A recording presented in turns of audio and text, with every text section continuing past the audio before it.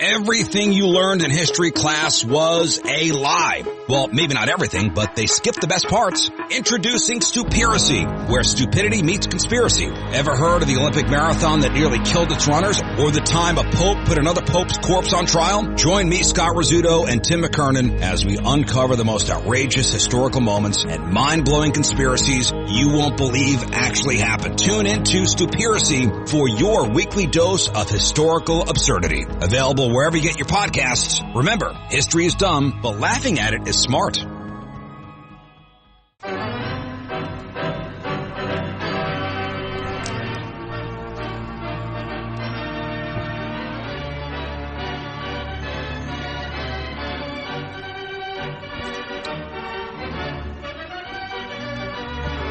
Something happened in sports yesterday that I didn't think I'd ever see again. All right. What was that, sir? Eldrick finishing dead last by himself. Yes, the 68 people who made the cut, he finished with dead last, 68th, even behind Ryan Palmer, who managed to make, 9 out of a bunker, right? He kept it in there like 4 times. He made a quadruple bogey, but Tiger even finished behind him. Tiger does not like Riviera because it's too snug. Oh, is it ever difficult? Oh, wow. God, I love that golf course, though. Oh, man, it's tough. Do those eucalyptus trees flower out in the summer, or do they always just look ghostly? I am not real good at that. Yeah, I imagine something happens with them. I don't know, but those tiny greens, those fellas still have a hard time with it, man. They don't rip that place up, that's for sure. Remember the time they tried to have the Open there and it got all baked out and browned out and stuff? What was that, 20 years ago? It was terrible in the summer, but man, what a golf course. It's I thought great. It's only held one U.S. Open. 1948. Well, then it might have been a PGA or something. Yeah. Something in the summer that they shouldn't have had because the course was just burnt out. And but now that was OJ's course, right? I have no idea. I think OJ played. I think that's where he played, but I think they rescinded his membership after he killed his ex-wife and a waiter. Yeah, I think so. I can never take that away from you. Oh, that Heisman Trophy. Unless you kill your ex-wife and a waiter. Big day in the fort, huh? Yes, they all reported. I don't think Fernando Ramirez found his visa yet, which is interesting because he was in Minneapolis for Twins Fest. He's over in the Dominican, but beyond that, everybody is around. I'm hearing good reports from our guy Derek Wetmore on Donaldson. He followed him around yesterday or the day before. He just followed his day, and he apparently was over there. They had a group hitting home runs. Him, Sano, Rosario, and Cruz were taking BP on one of the back fields. But he just spontaneously started BSing with some of the minor leaguers over there, and but not imposing himself on them, but hung around, talked to him a half hour about different approaches. He got a hold of Royce Lewis for 15, 20 minutes, asked him to come over and talk to him. So a reach-out kind of teammate. That's kind of good to see because he comes in here, a very high-strung fellow, but he's got some muscles. He's only about 5'11", 6 foot. He's not a big strapping guy, but he's They got some bomb. I wish I'd seen that BP session. I guess there were some bombas, and finally Sano hit one, and everybody said, "Okay, that's it. That's enough." He hit one like 600 feet. Did I read too that he's a new neighbor of PJ Fleck? Who? Donaldson. Oh, God, I hope we don't have to start hearing that. No, I saw something on Twitter. I'll try to find it. But he basically said, Patino's house? Patino lived next to him before. Maybe, but he said he was going to go find an Auburn flag and plant it in the front yard of PJ's house. Are they Edina residents? Yes, I believe so. Yeah, although PJ would like to be reminded of Auburn, wouldn't he? That's true. That's true. Yeah, that but Donaldson's a big Auburn Tiger fan, apparently. Yeah, he is. I know that. But he's going to be an interesting... I think the big thing with him is the core muscles and the hamstrings. If he can avoid popping any of those massive things that he has, I think he'll be a fine addition. 35, 40 home runs would be nice from him. Mm-hmm. Well, he likes to hit them because what's the Twitter account, Reavers? Bringer of rain. Bringer of rain. Lots of home runs. So he's proud of how far he can hit a baseball. That's for sure. It is funny. I saw it today, man. He was in there and he's walking around, running all over, and Nelly Cruz just kind of comes wandering in. And the cool hand Luke, man, he doesn't let anything bother him. Yeah, I forget the gentleman's how you pronounce his name. Is it Do Hyung Park? Yes. Fun fact of the day: Josh Donaldson says he now lives across the street from PJ Fleck. He joked that he'll plant a big Auburn flag, meaning he'd put it in his own yard. Right. Yeah. I have trouble with Doe's name, so I just call him Do Re Mi, but which I don't know if he approves of that or not. But nice young man who does a fine job. Yes. Not as good as Betsy Helflin from the St. Paul paper, though. So. Why is that? Because she rescued my lost Word document today. So I'd written something and I lost it. I was telling Joe this, and she found it for me in my computer. So were you writing about the Gopher basketball team? No, I wasn't. But I wish I had been. Those are the kind of games you live for as a sports columnist. Even Chip, who's usually rational, was outraged. I saw in our paper he savaged them. So. Well, that wraps it up, doesn't it? They got no shot now to go to the tournament. No. They would have to have some unlikely victories, that is for sure. Well, they can win the Big Ten tournament, but other than that, I don't see how they're going to get in. No, if they get, now the next two are winnable, right? They're home and then at Northwestern, right? So then they're back to what? Yesterday, Pat. Well, I know, but, it depends upon if they quit on him completely now or not. They got Indiana at home on Wednesday. Indiana is very mediocre. At Northwestern on Sunday. I think your Wildcats, your hometown Wildcats there for your family, your basketball fans have won one in the Big Ten, if I'm not mistaken. Mm-hmm. So would that get them back to what, 8? What are they, 6-9 or 6-8? 6-8? No, they're 5-10, aren't they, in the league? No, they're not that bad. They're not that bad. Well, I got your paper here. If they only show me Big Ten standings. Yeah, they'll be in there someplace. I don't know. No, that's Gophers are. Look at that hockey team, man. They're a surprise. Oh, they're playing great. Gophers are 6-8, 12-12 overall. Yeah, see, they're not. If they can get to 10-10, they'd have a shot. I think if they'd have to win 2 or 3 in the tournament, though. So they have had the second hardest schedule, I believe, in the country. And you know what, Reavers? Yes, sir.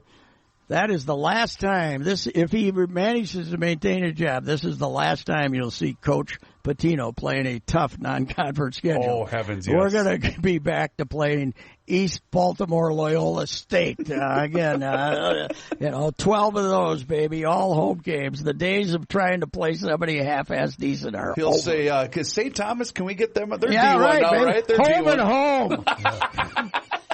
Home and home with the Fighting Tommies. All right, here's my topic of the day. All right. I think you have already seen this, but I finally watched Jojo Rabbit. I've not seen it. It is off the charts, fantastic. One of the best movies I've seen in years. Wow. It is. Do you know the story? No. Scarlett Johansson. It's near the fall of Germany at the end of World War II. Okay. And the Scarlett Johansson is working for the underground, against the Germans, but she has a 10-year-old son who's in the Young Nazis. Oh. And and the kid is great, and his imaginary friend is Hitler. He has conversations. He has conversations with Hitler, and but the Hitler is a complete goofball, and he's. Hitler's asking for approval from the kid, basically, in these mythical thing. But his mom has this young Jewish woman hiding upstairs in a room, and he discovers her, and then they start engaging in these conversations. But he has an 11-year-old buddy and they're both in the Young Nazis, and his 11-year-old buddy gets sent to combat, right? And I mean, the thing is, now like the guy from the New Yorker, the critic, he killed it. He hated it. But I've read even the Jewish press, the Times of Israel and places like that, they liked it for what it was. It is just tremendous satire on the whole idiocy of the, of not beyond the idiocy, the evil and of Nazism. But it starts off with old footage of the rabid crowds as Hitler was coming to power, actual footage of, and they're playing "I Want to Hold Your Hand" in the background, the Beatles, and as Hitler's going through it. You got to see it. It's Can I do it? Is it Netflix? Well, you can buy it. I bought it last night, $20, but cheaper than taking the wife and I to. Right. Well, we bought it Saturday night and watched it again yesterday. I watched it twice already. It's the same thing happened. Same thing happened, but some of the lines were you caught more. Some of the lines were just fantastic. This, they're running, they're traipsing through the rubble of Berlin being, killed, and the Americans are arriving from one end and from the Russia. And his buddy, whatever his name is, Lolo or something, his buddy, the little chubby kid with glasses, says, "I definitely think this is a bad time to be a Nazi." The little kid said.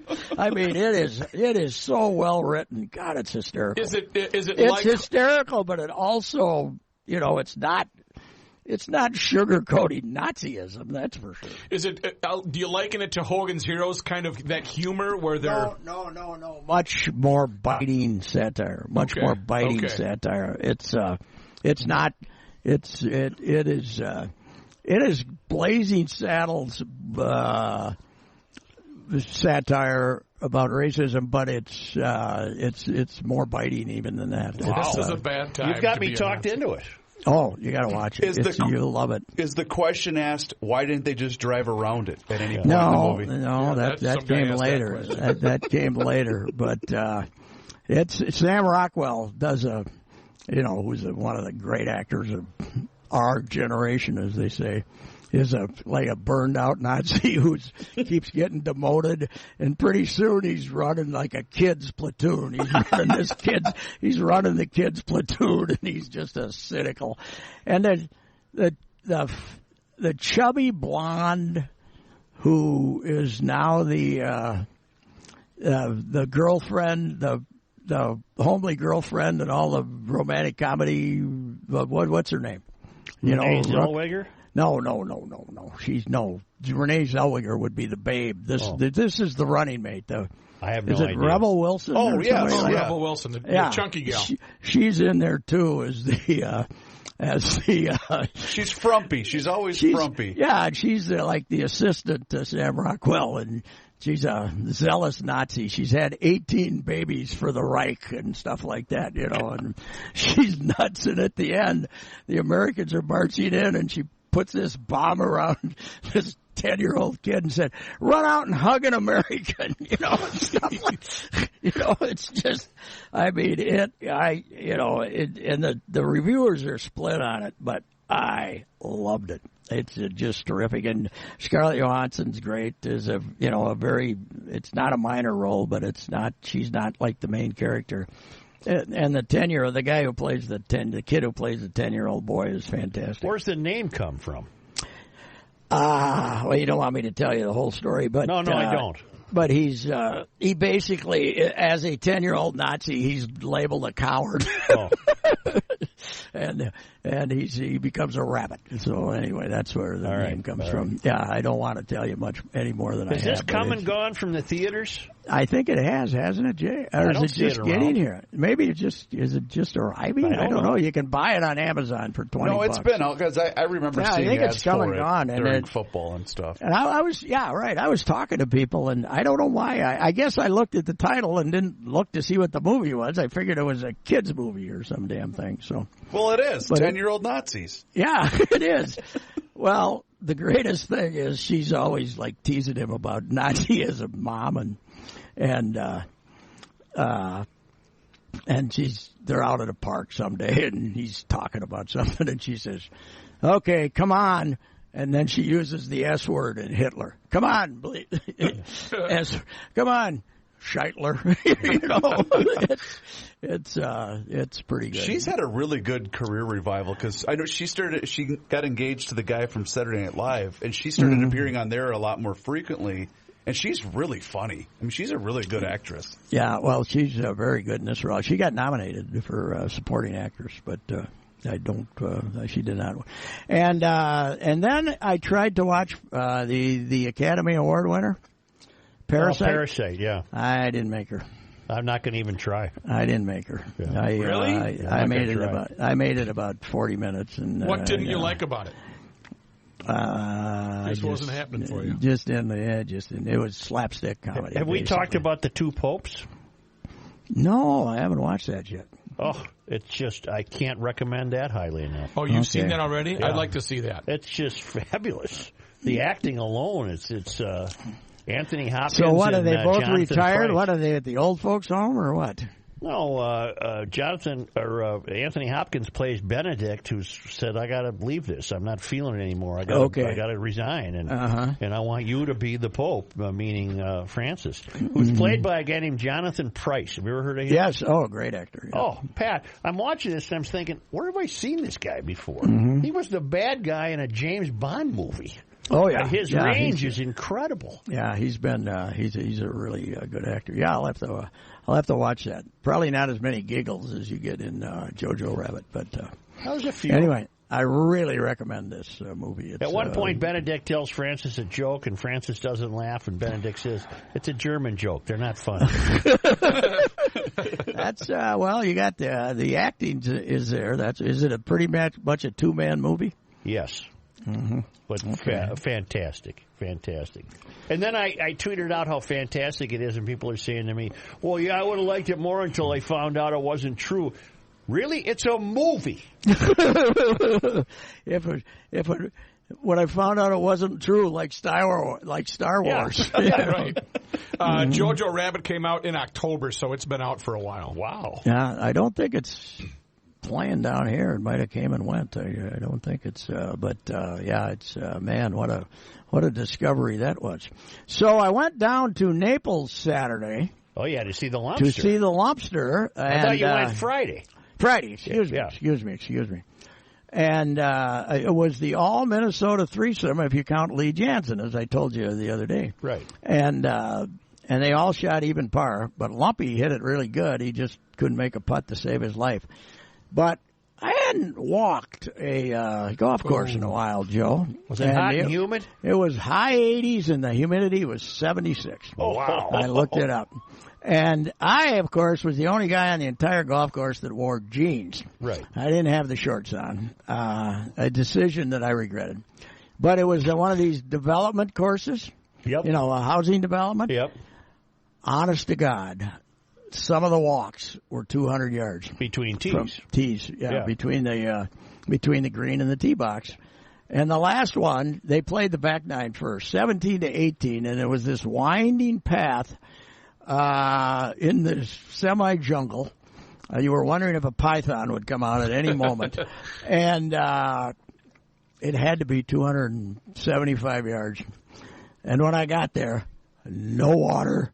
No benches. Ooh, wow. This is it's a very low budget setup. They had one bleacher on the entire 18 holes. I did note that you said that if you encountered anyone with a bucket of gin and tonics, you might have yes, succumbed. I would have. There it would have went, baby. Yep. 38 and a half years right down the drain. Right. I would have hit him over the head with any object I had and drank it all. Man, I was almost gone. It was, man. Did you have the whirlies? Getting close. Not quite the giant whirlies, but let's just say that when we finished the 18th, I headed in and cooled off before I wandered back out and watched them play the last couple of holes. So, but they none of them. They didn't play that good, and then Lehman played terrible and was lucky to be even. And I don't know how he played on Saturday, but yesterday he shot 63. Well, you know people though who know how to run golf tournaments. What are they missing with this tourney? I think investment. Okay. I think they've had a senior event in Naples for 33 years at 8 different golf courses, which makes me think they keep getting a different venue to try to host it, and the outfit that runs at Octagon is I don't think has a great. They're not. They're gonna keep costs down because it costs money to build tents and bleachers. The lump won $6,800. Yeah, just picked up his expenses. If he picked it up for the whole family, he didn't win. But it was a great experience because Tim's I love Tim because Tim never gives you a straight answer to anything. He's a smart aleck. And his sister Alyssa is even more of a smart aleck. And then I got to walk with his older sister, who she's a smart aleck, to the point where I said, "Hey, where's Tim going to be at 5:30?" And she said, "I hope the putting green." Yeah. And but they had some nieces and nephews too, and the nieces and nephews are smart alecks too. It's a family trait, man. It was pretty funny.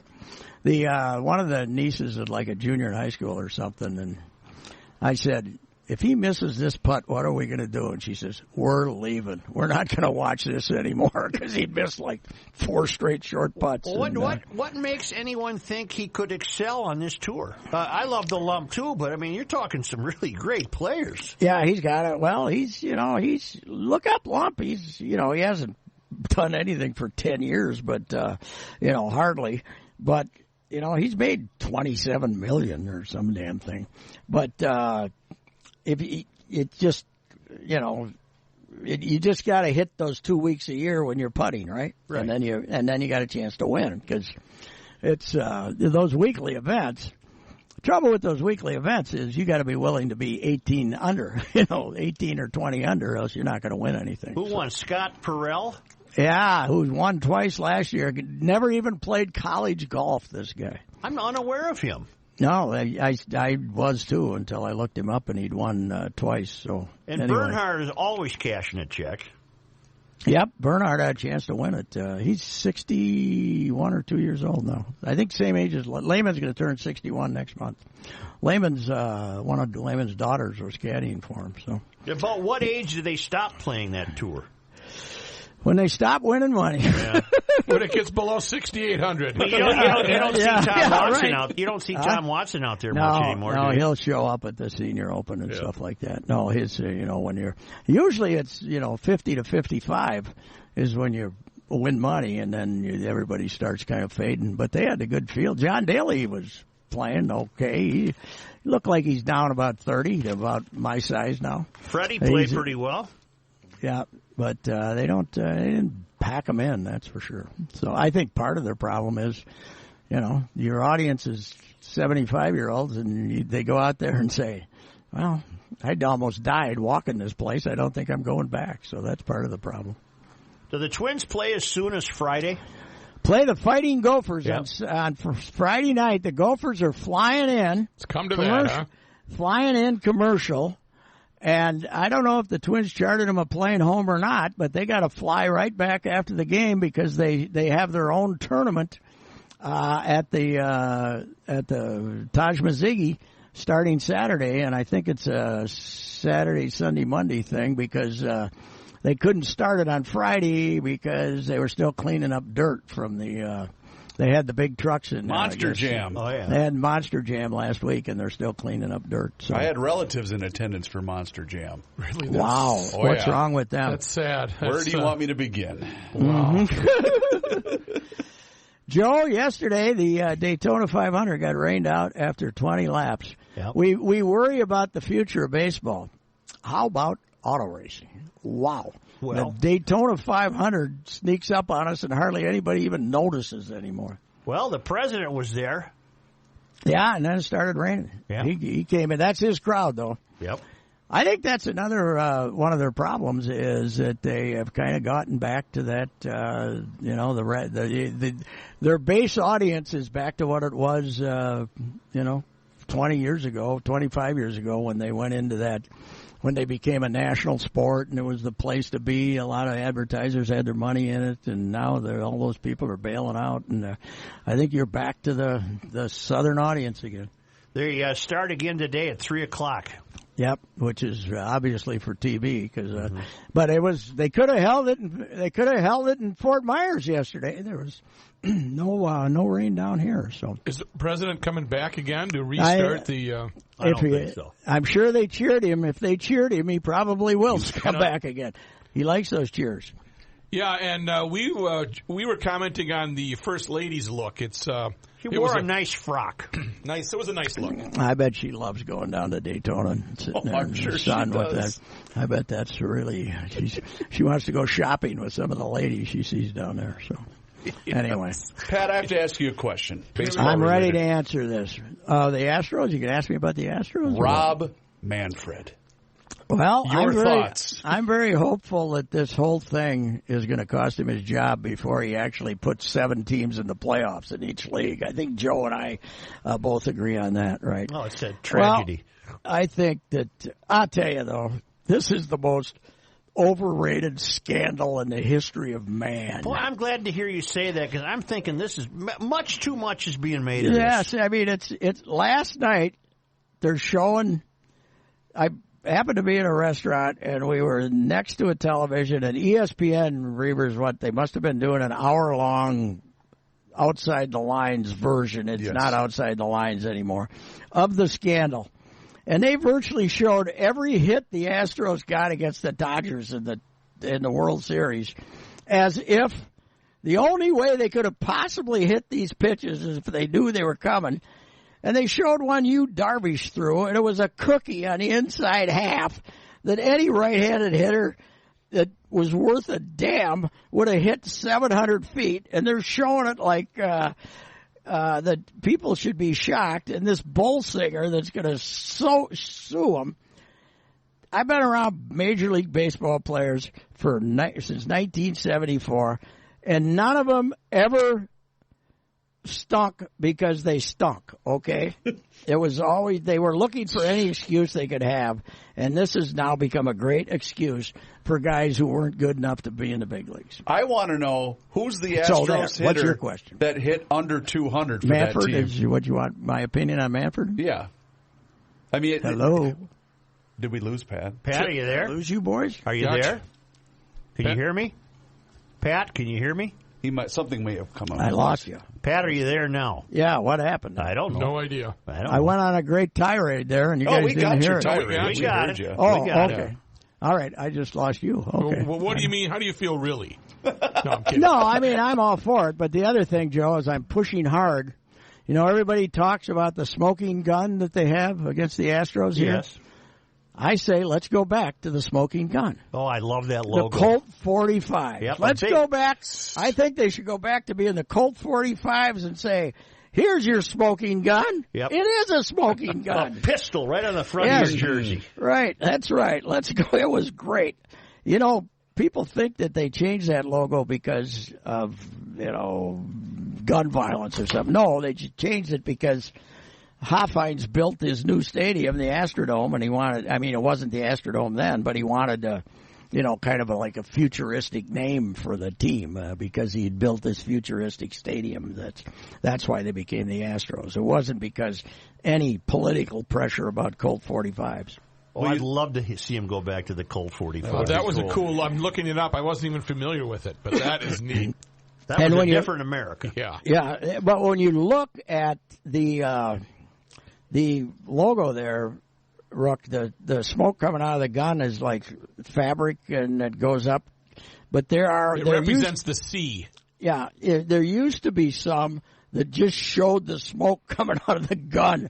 It was like Randolph Scott had just shot some bad guy in the bar in 1888 or something like that. And then you have the moms out in Long Beach that refuse to have the Little League teams named the Astros. Like, get over yourself. Oh, yeah, that whole thing. Oh, is that a whole thing? Oh. Okay, all right. Well, I'll tell you what, though. The narrative has won the day. I heard a table of people, and some guy who didn't even look like a baseball fan was over there holding court. And they haven't even punished the players. Mm-hmm. Well, what are you going to do? What are you going to say? Are you just going to throw darts to see who you should punish or not? What are you going to do? I think the one smart thing he did is say, okay, we're not going we're not going to punish the players. We're going to, the people who are in charge of the players are the ones who are going to take the fall for this. So I don't know what the other option is. I mean, it's, is this worse than the cocaine scandal? I don't think so. No. And the steroid scandal, I don't think so. But boy, in modern times, it's carrying the day. Man, that New York tabloids are having fun with it. They're going when I think the Astros play in New York in April. They're going to have a lot of reporters in there trying to get the Astros mad at them, aren't they? So they can say something. Here's the problem: signs have been stolen since the game was invented. Yes. The rub this time is that we're bringing into the equation they had the audacity to use technology. Yes. There's your problem. Well, yes, and the other thing is, what did we expect when we allowed them to start having iPads in the dugouts and video rooms? What did you expect? Mm-hmm. I mean, it's the only game where they have to send visible signals to the other guy, right? Yep. What did you expect? You can't have 30 weenies running around with iPads looking for with Harvard graduates looking for a little bit of an advantage and not get to this point. And by the way, these stories are going to be breaking all year with various teams. It's I see Dave Roberts told the Dodgers to shut up finally, the manager. So will this be, do you predict that it will be self-policing or self-confessing that, hey, Commissioner, to be proactive, we did this? No, it'll be reporters getting caught. Okay. It'll be more guys that got cut by a team, like Mike Fierce, and saying, we were doing it in Los Angeles too. So they all do it. Yeah, to various forms. I think the Astros were probably pretty dang good at it, but when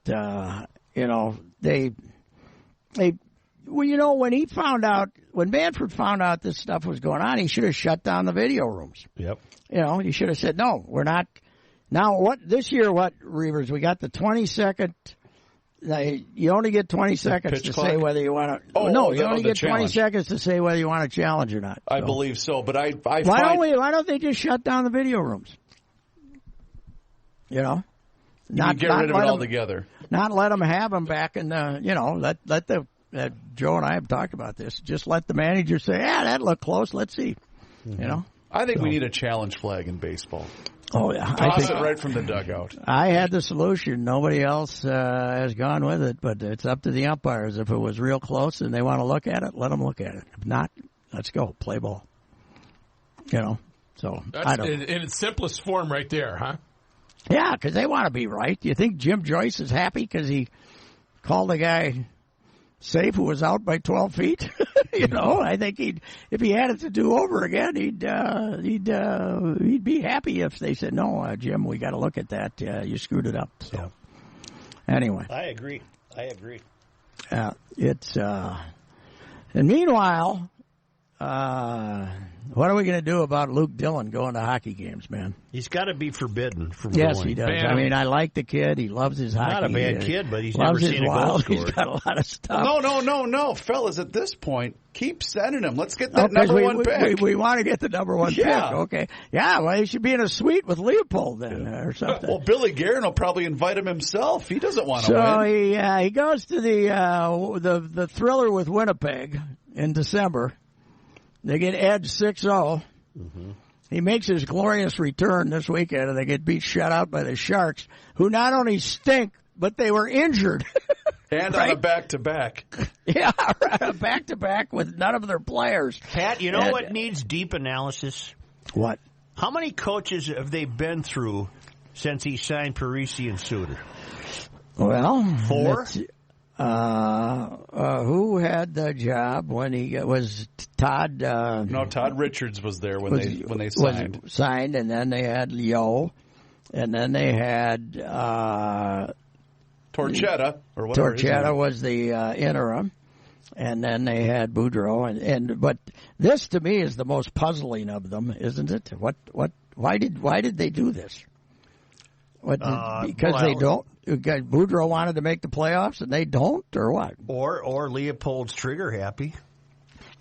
Yeah. Yeah, well, he is a little punchy, that's for sure. But Judd's theory, and Judd always has very rational theories on hockey, Judd's theory is that Guerin secretly wants to miss the playoffs and get in the lottery, and Boudreaux wanted to get in the playoffs, but he can't really say that because Leopold wants to make the playoffs because he likes getting a couple of gates, right? Yeah, well, they'll get a gate, if that. How many gates are you guaranteed if you are just in the first round? Like two. You get two. Yeah. You get two. Well, but two is what they'd get because they're not going anywhere. And Boudreaux's winning percentage at .579 edges out the campaign of Torchetti in 2016 of .574 with only 27 games. Where did Torchetti end up? Is he assistant was an coach assistant someplace? somewhere. Yeah, I can't remember where. Somebody said that they've changed like 12 coaches in that league or something already this year. Wow. They used to do that. Remember, Louis used to fire guys every 20 minutes, but and including himself. But it seemed that things had calmed down a little, but they're back to just firing now. In January of 2019, Torchetti was announced to return as the head coach of the director of hockey operations for the Moncton Wildcats. And then on December 14th, 2019, they announced that he was fired due to internal reasons. So that's the last week. That was what, a junior team? Must be. Let me click on them to see where they are. Wildcats de Moncton. They are in Quebec Junior League. Yep. Okay, he must have told one of the youth to take his head out of his where the sun doesn't shine or something. You can't do that anymore. No.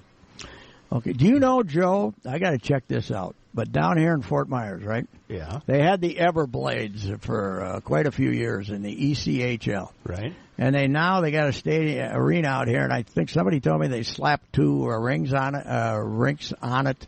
at the end for a youth development thing. Yeah. But I ran into the great Jeff Passolt following Lumpy around. He's living down here now. And, he's a big hockey fan. And supposedly, like of the top 10 or 12 projected Americans for this draft, 2 of them are Fort Myers kids. Isn't that something? It's amazing where the players are coming from. I mean, it used to be the teams were, you had 2 choices. You had Massachusetts or Minnesota. Right. Was it for their national teams, and now they got these kids from all over. But he said 2 of them from down here. They got this real elaborate youth program down here, apparently. That arena just sits out on 75, doesn't it? I've seen it. It's Hertz is now the sponsor. It's had other sponsors, but it's been there for a while. I went to a couple of games when my nephew TJ was playing in that ECHL, where they would bus in from Charleston, South Carolina, play a game, go home, and then go back to Jacksonville the next night. They play the 3 back to back to back, and they were very grateful to Uncle Pat, who brought him a case of beer for the bus ride from Fort Myers to Charleston. Although one case of beer might not have handled the crew after a hockey game, but that league will make you appreciate being in a different league, I would think, because they basically only draw on weekends, so they play Friday, Saturday, Sunday. Let me change topics dramatically. How new was that golf course for the Chubb Classic? It's been there a while. How big is Naples now? Is it unrecognizable to people who went there 50 years ago? Oh yeah, this golf course was right off the same exit if you keep going down the freeway and go over to Marco. Mm-hmm. So it was way south. And there had to be, driving 4 miles, there had to be 6 of these developments with golf courses in a 5-mile radius. Lally or something they call it. Lely, L-E-L-Y? Yeah. Lely, wasn't particularly impressive. It was an okay golf course, I guess, if you remember. Not a lot of trees to provide shade, though, for us old-timers. Only my old man would have gone down there in about 1960 and bought 2 acres. What the hell didn't he? Jeez. Yeah. Yeah, that's my old man. Moved to Prior Lake in 1962 and spent his money on a laundromat instead of land. Yeah. Yeah. laundromat that we basically had to give away instead of land that we could have said, all right, let's sit out here and drink gin and tonics and smoke cigars and enjoy life.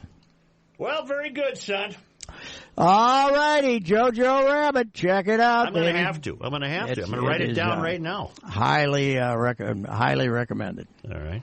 All right. A little steamy today. Not much wind, Joe. Yeah, I got the world's smallest violin. Okay. See you. Yeah. All right, Patrick. gentlemen. See you, Pat. Talk to you later. Yep. All right, and with that, the next time Patrick's going to go get a case of beer for some of the hockey guys, and maybe you should tell them about Jack's Cafe and their private dining facilities. Jack's Cafe is located in northeast Minneapolis, and aside from the fact that they have great menu items, 3 generations of family ownership, they also have a wonderful private dining facility catering menu. So if you're going to book your hockey party at the end of the year, or maybe you're going to have a groom's dinner, or maybe a wedding, you can go to Jack's Cafe and get all set. Jack's Cafe is online at jaxcafe.com. They're a great sponsor to the Monday Night Sports Talk podcast. Their phone number, if you want to make some reservations, how about Sunday brunch, the Mardi Gras bunch on the 23rd, 612-789-7297. You will not be disappointed. You've got great ambiance. You've got wonderful menu items to choose from, whether it's brunch or maybe you're taking your sweetheart for a post-Valentine's Day dinner. 612-789-7297 or online at jaxcafe.com. Don't forget to tell them you heard it on the Monday Night Sports Talk podcast. We'll catch you next time. MNST podcast version.